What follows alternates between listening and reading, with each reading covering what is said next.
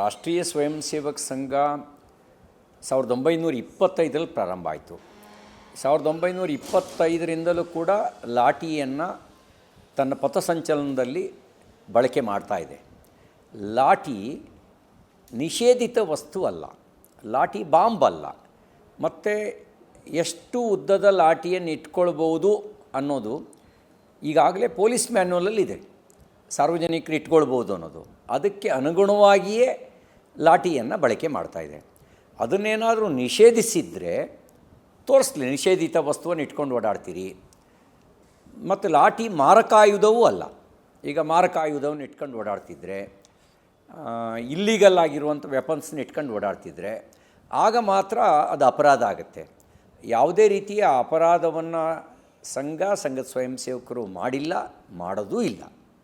ಮತ್ತು ನಿಯಮಬದ್ಧವಾಗಿರುವಂಥದ್ದನ್ನೇ ಬಳಕೆ ಮಾಡ್ತಾಯಿದೆ, ನಿಯಮದಲ್ಲಿರೋದನ್ನೇ ಬಳಕೆ ಮಾಡ್ತಾಯಿದೆ. ಹೀಗೆ ಸಾಂವಿಧಾನಿಕ ಮಾರ್ಗಗಳಿದ್ದಾವೆ, ಪ್ರಜಾಪ್ರಭುತ್ವ ಮಾರ್ಗಗಳಿದ್ದಾವೆ.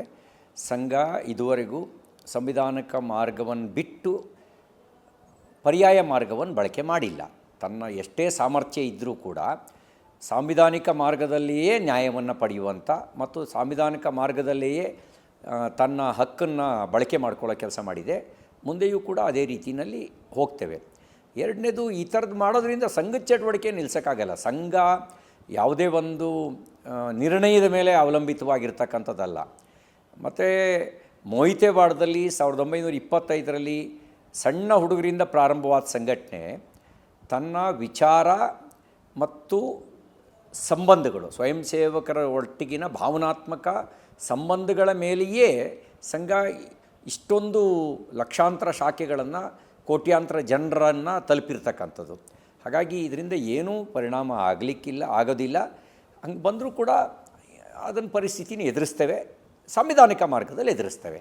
ಅಂದರೆ RSSನಲ್ಲಿ ಭಾರತ್ ಮಾತಾ ಕಿ ಜೈ ಅಂತ ಹೇಳುತ್ತೆ, ಜೈ ಭವಾನಿ ಜೈ ಶಿವಾಜಿ ಅಂತ ಹೇಳ್ತೀವಿ, ಹರ ಹರ ಮಹಾದೇವ್ ಅಂತ ಹೇಳ್ತೀವಿ.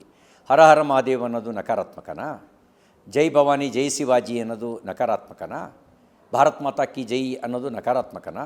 ಒಂದೇ ಮಾತರಂ ಅನ್ನೋದು ನಕಾರಾತ್ಮಕನಾ? ಯಾವುದು ನಕಾರಾತ್ಮಕ? ಸಕಾರಾತ್ಮಕವಾದ ಚಿಂತನೆಯೇ ಇಲ್ಲದೇ ಇರುವ ಪ್ರಿಯಾಂಕ ಖರ್ಗೆ ಥರದವರು ಎಲ್ಲದರಲ್ಲೂ ನಕಾರಾತ್ಮಕ ಧೋರಣೆಯನ್ನು ಹುಡುಕುವ ಪ್ರಯತ್ನ ಮಾಡ್ತಾರೆ. ಇಲ್ಲಿ ಭಾರತ್ ಮಾತಾ ಕಿ ಜೈ ಅನ್ನೋದು ಸ್ವತಂತ್ರ ಹೋರಾಟಗಾರರಿಗೂ ಪ್ರೇರಣೆ ಕೊಟ್ಟಂಥ ಘೋಷವಾಕ್ಯ. ಒಂದೇ ಮಾತರಂ ಅನ್ನೋದು ಭಗತ್ ಸಿಂಗ್ ಅಂಥವರು ಗಲ್ಲಿಗೇರಬೇಕಾದರೂ ಕೂಡ ಒಂದೇ ಮಾತರಂ ಅಂತ ಘೋಷಣೆ ಹಾಕಿ ನೇಣು ಕುಣಿಕೆಗೆ ತನ್ನನ್ನು ತಾನು ಒಡ್ಕೊಂಡ್ರು. ಇಂತಹ ಸಂಗತಿಗಳು, ದೇಶಭಕ್ತಿಯ ಪ್ರೇರಣೆ ಕೊಡುವ ಸಂಗತಿಗಳು ಇವತ್ತಿನ ಕಾಂಗ್ರೆಸ್ಸಿಗೆ ನಕಾರಾತ್ಮಕವಾಗಿ ಕಂಡಿರ್ತಕ್ಕಂಥದ್ದು. ಆ ಪಕ್ಷ ಬೌದ್ಧಿಕವಾಗಿ ಅಧೋಗತಿಯ ದಾರಿಯಲ್ಲಿದೆ ಅನ್ನೋದಕ್ಕೆ ಒಂದು ನಿದರ್ಶನ.